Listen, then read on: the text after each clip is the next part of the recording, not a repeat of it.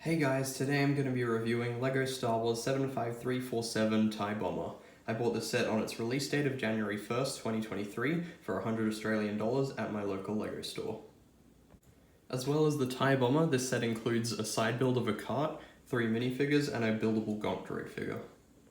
The first minifigure we'll be taking a look at is Vice Admiral Ray Sloan. It's pretty good to be getting a Legends character in this. I'm actually reading the Aftermath book series now, so it's good to be getting a character from a book that I'm reading now. Can't really speak for the accuracy of her face print or hair considering she's a book character, but I'm pretty sure the rank clock matches her Vice Admiral rank. It would have been cool to get her in the white proper Admiral outfit that she has later in the timeline, but it's good to just get another Imperial officer style figure to add to the collection. Next up we have a brand new version of Darth Vader, the only brand new part being his face print under there, which is spectacular looking. I'll see if I can get the lighting to work on there. There you go.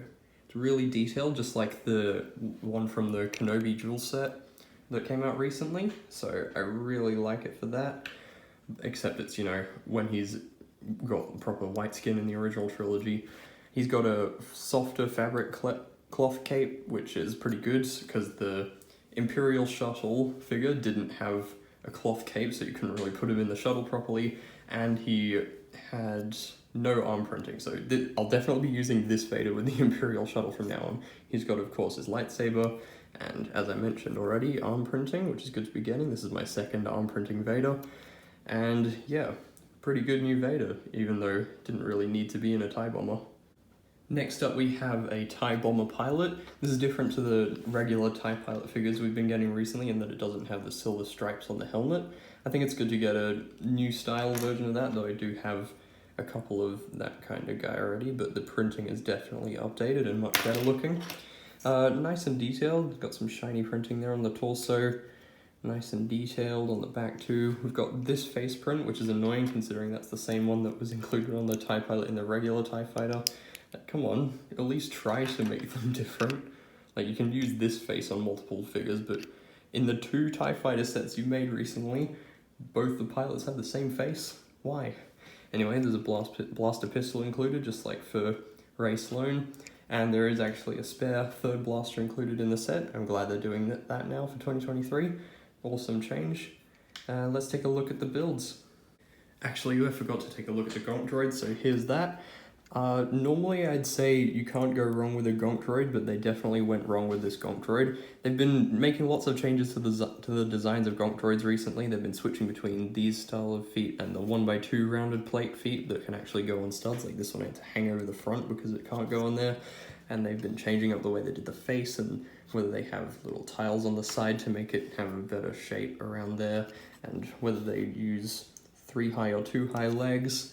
And with the Santa Gonk Droid from the Advent calendar, they finally got the 1x2 plate legs, rounded plates, they got the 2 stud high legs, they got the 1x3 plates on the sides for the first time that looked brilliant, and then for this one they took all of that away and made a pretty bad looking Gonk Droid, if I'm honest. The only actual good thing I can really say about this one, besides that it's a Gonk Droid, is that it uses the Imperial crate piece that says Cargo in Aurebesh and has the Imperial insignia there on both sides.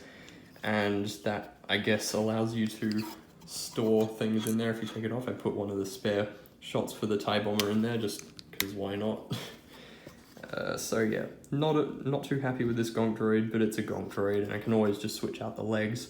It would be really good to just get a plain non-Christmas Gonk Droid with the proper plates on the side, the tiles I mean, and the right height legs, but no, we couldn't get that apparently. Now, first up we've got this little cart side build, which can have a figure ride on it, and has these 2 little missiles in the back, these 2 bombs. There are 4 more of these that are loaded up into the bomber, so there are 6 total in the set. These are just spare ones, I guess, in case you lose any of the main ones. It was very hard to get a figure to stand on there properly, if you can call this properly. I had to get the legs on an angle to have the handles be held onto properly, with the kind of torso and head upright. I wish LEGO would come up with a better design for handlebars for this kind of thing, but I guess it's alright for a little side build in the set just to make it slightly more worth the money. And now to take a look at the design of the actual bomber. Now, we haven't gotten a TIE Bomber Lego set in 20 years. The last one was in 2003, so it's really good to be getting another one. For the wings, not shaky at all. Really good design there, being held on with just Technic pins there, using the same piece as the 2021 TIE Fighter.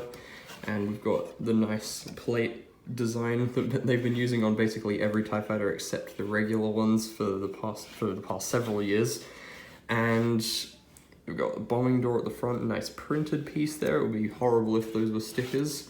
Like if you go 360, we've got these printed pieces there returning from basically every other TIE Fighter. And we've got this really nice looking design on the back here with the engines. Those look really good and accurate. I rewatched a couple of scenes with the TIE Bomber. The engines look exactly like this. It's spot on, it's beautiful. We've got the little, I think that's a targeting thing underneath there. And even though this is as far along as that joint will go, so don't need to worry about this one getting out of place. This one will, so you just got to be careful to keep it in that right spot there. It's a bit of a shame that nothing shoots out of here, but we do have a few shooting functions, or a couple actually. We've got 2 stud shooters on the top here, really well integrated. They're not at the normal spot under there, but we have got a couple of modified 1x1 plates there to represent blasters, I think. And you can just shoot those off by pushing them out. That just went onto my shells, almost lost it there. But we got that back.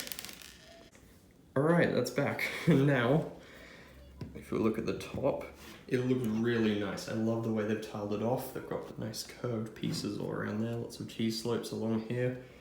And yeah, I really like the design on the bottom too. It's alright. They've got some anti-studs, obviously, but it looks really good. The greebling's nice as well, particularly on the front of the middle there, with the roller skate piece and such. We've got these not grill pieces, whatever you call these along here.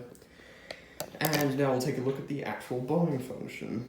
So you'll remember the yellow bomb missile things, and those can be seen just under here, in yellow there, and you can just push them out. They're basically just spring-loaded shooters. They are loaded in from the bottom, and you just shoot them out by pushing down. I'm going to use my pinky so I don't shoot all of them at once. It's kind of difficult. I'm going to be honest, I don't love this bombing feature, but I'll show you it from a different angle. It's kind of annoying, as I said, that you have to kind of push multiple of them at once to get them to drop out, but there you go. That's how that works. You can drop them onto rebel ships, and you can reload them just like this. And there we go. And the final main feature of the set is the cockpit. It's a bit of a shame that you can't see through there because they've actually got a black piece with studs on it on the other side of that. But I really like the shiny printing on this dish piece now, and there's a stud on the front, which is very different to previous TIE Fighters. And so it folds up just like that, and you can slide a figure in, and the figure's hands will just go on the control panels.